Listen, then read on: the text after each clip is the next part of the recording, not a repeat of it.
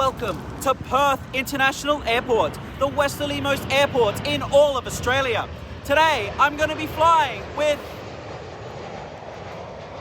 Unfortunately, I won't be flying with Qantas, rather Qantaslink, as we fly today on the inaugural Fokker 100 service, bound for the most ridiculous possible city that you can get to from here, that being Busselton, and I won't be going alone.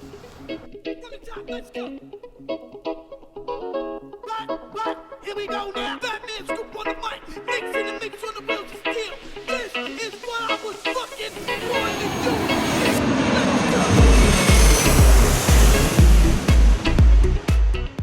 Out of the many inaugural flights I have flown on, when I first learned that this flight was to occur through Aussie Jetsetter, my initial thoughts were, why?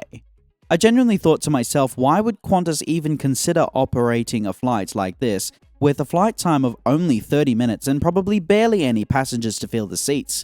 However, I was completely unprepared and unaware of how popular this route would actually become. Perth is fast becoming one of the largest cities in the country, at number 4 behind Brisbane, Melbourne and Sydney. As of 2025, Perth's population sits at 2.1 million, and as such, the greater connections at Perth Airport are necessary to meet the city's enormous demands. Perth International Airport is the primary airport serving the city it's named after, but it's not the only airport here, with the others being Jandakot, which is the general aviation airport, Caversham Airfield, which is now no longer used, and lastly, RAAF Base Pearce, which is the primary Defence Force base. Perth Airport is split into 4 terminals across the airfield. Terminal 1 is for non-Qantas international flights and Virgin Australia. Terminal 2 is for Rex, Nexus, Alliance and Jetstar. Terminal 3 is a mix of FIFO flights, Qantas Domestic and Air North, and Terminal 4 is for Qantas domestic and international flights. There is also the lesser-known general aviation ramp used by National Jet Express and Skippers Aviation, but mainly FIFO flights. For today's flight, we will be departing out of Terminal 4. Check-in today was rather weird. For the first time, I opted to try the kiosks that Qantas provide, but I was quickly stopped by a, quote, legendary gold coat staff member, and I was sent straight to the bag drop area in a rather condescending manner. Qantas's bag drop facilities are very easy and simple to use. They also take no time at all, just a few buttons to press and you're on your way.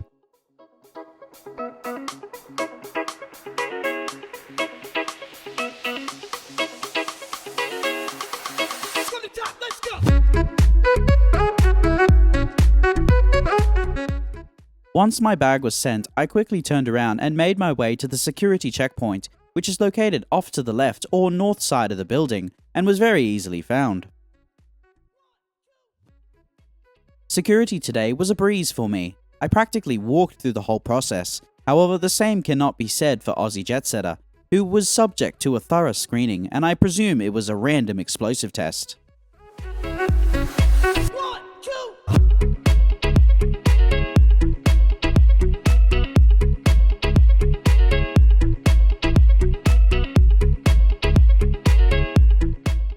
Post-security and once up the stairs to the right is a very extensive shopping, lounge and eating precinct.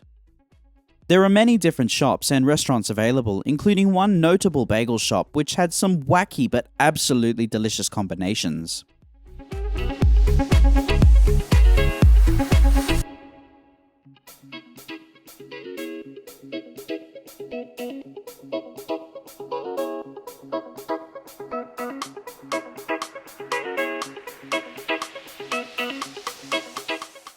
Waiting at the gate was quite the party, with many YouTubers, 7 News crew, Qantaslink executives, and even the Chief Operating Officer of Network Aviation, Trevor Morgan, who we will soon see speak later.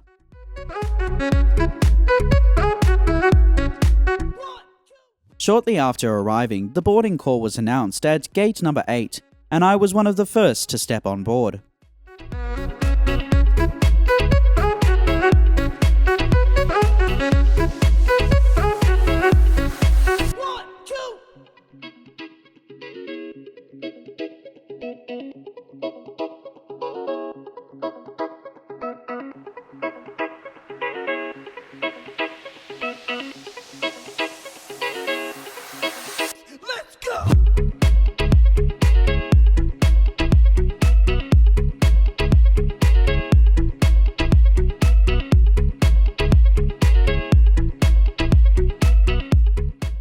Waiting on stand today is the aircraft about to take me south to Busselton, which today is a Fokker 100, registered as Victor Hotel November Hotel Yankee.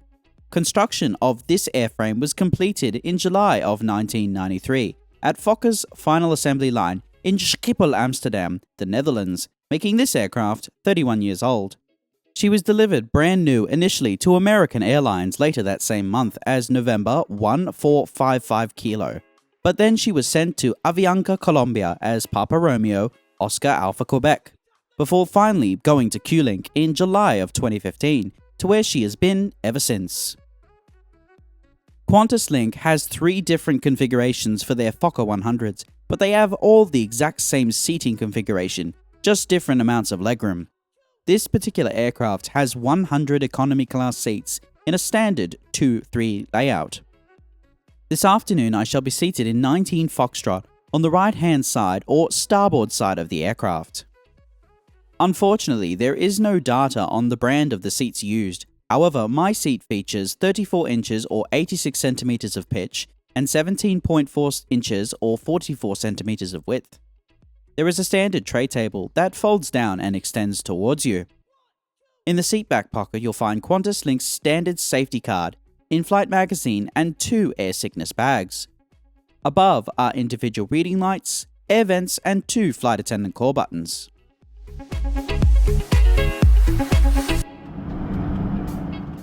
Soon we commenced our pushback from Gate 8, 13 minutes behind our scheduled departure time.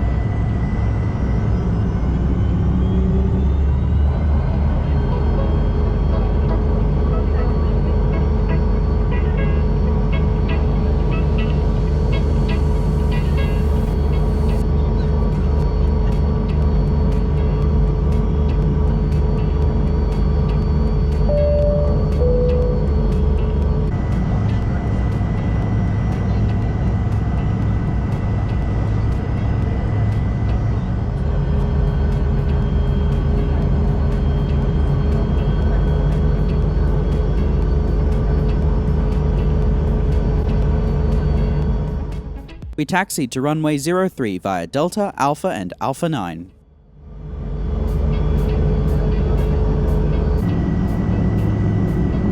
Link 1750, number 2 to traffic departing on the crossing, line up runway 03 and white. Line up runway 03 and white, 1750.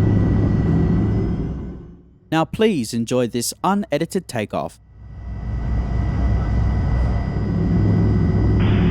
Link 1750, runway 03, good takeoff. Runway 03,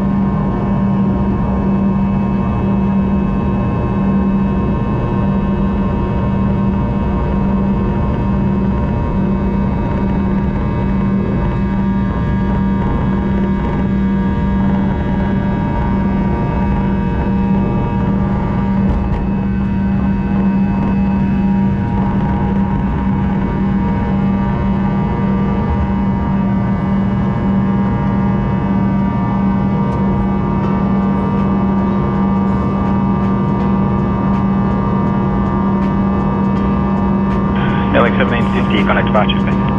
Qantas today, heading 1750. Once in the air, we made a sweeping left-hand turn over the northern suburbs of Perth before setting up a due south course for Busselton. Please do not hesitate Flight time today is 32 minutes, covering a distance of 171 miles or 275 kilometers, cruising at 16,000 feet. When departing Perth, it doesn't matter what side of the aircraft you sit on, because no matter what, the view is always going to be good. In my case today, sitting on the right-hand side, I was able to see mainly the northern and eastern suburbs of Perth, including Midland and in the distance, RAF Base Pearce.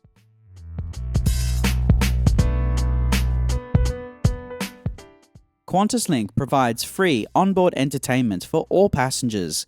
However, I found that on today's flight, the entertainment did not work for me. But for Stephen at Aussie Jetsetter, it worked flawlessly. The entertainment system itself has Qantas's usual wide variety of different movies, TV shows, music and games to choose from. There is also a fantastic moving map feature, but on today's flight it was not working. Continuing down the coast, this flight really showed the true distance between the cities of Busselton and Perth, which is unbelievably short, closer than Sydney and Canberra. Later in the distance was the absolutely stunning Rottnest Island, which is home to several Australian flora and fauna species, such as the cute quokka and the Rottnest Island pine.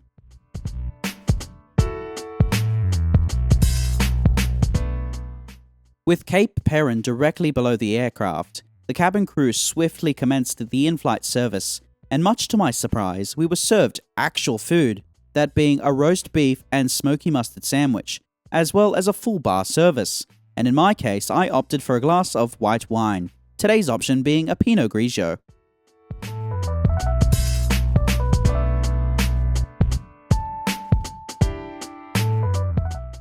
On board the aircraft are 3 bathrooms, 1 at the front and 2 at the rear. Inside the rear bathroom is everything you would typically come to expect for Qantaslink, including a baby changing station and Qantas's standard hand soap. The last piece of land that I saw just prior to our descent down below was the relatively large city of Mandurah.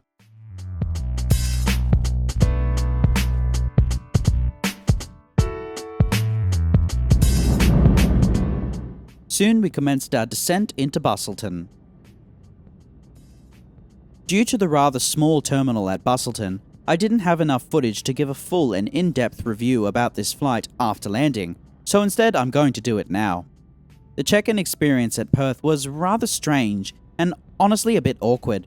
I was left feeling like this was my first time checking in, which was rather unprofessional in my opinion. However, excluding the staff, check-in couldn't have been easier, especially at bag drop. Security was also very quick and easy for me, and I have no complaints. However, the same cannot be said for Aussie Jetsetter, who had to undergo further screening. On board, the seat was very comfy, but also very dated. The cabin is very much in need of a touch-up. However, considering that in the near future, the Fokker 100 is set to be replaced by second-hand E190s, it doesn't seem necessary nor practical for Qantaslink to spend that money. The food was also a massive highlight. I genuinely wasn't expecting to receive a sandwich, nor a bar service. This reminds me very much of when I flew between Canberra and Sydney in business class, and just like back then, the crew were racing to complete the service before running out of time. And to add on to that, the crew were pretty good. However, I was told off for filming, which was quite the shock, as not only was this an inaugural flight, a lot of other passengers were filming too, so it seemed rather unfair. After landing, I'll talk about whether or not I think you should take this flight, but for now, please enjoy this unedited landing.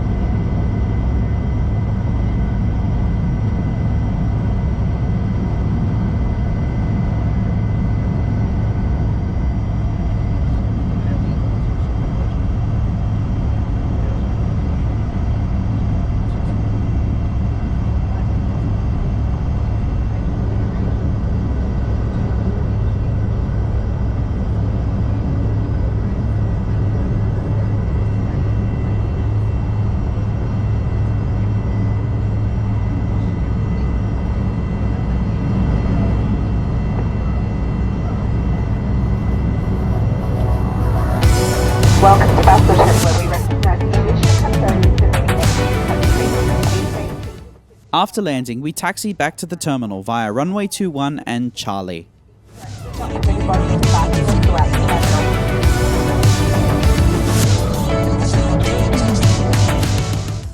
We pulled onto stand 1, 26 minutes behind our scheduled arrival time.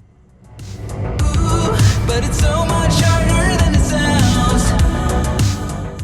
Before I stepped off the aircraft, I was given the opportunity to quickly visit the cockpit and meet the captain, and I was also handed a pair of Qantas business class pajamas, which I thought was pretty cool.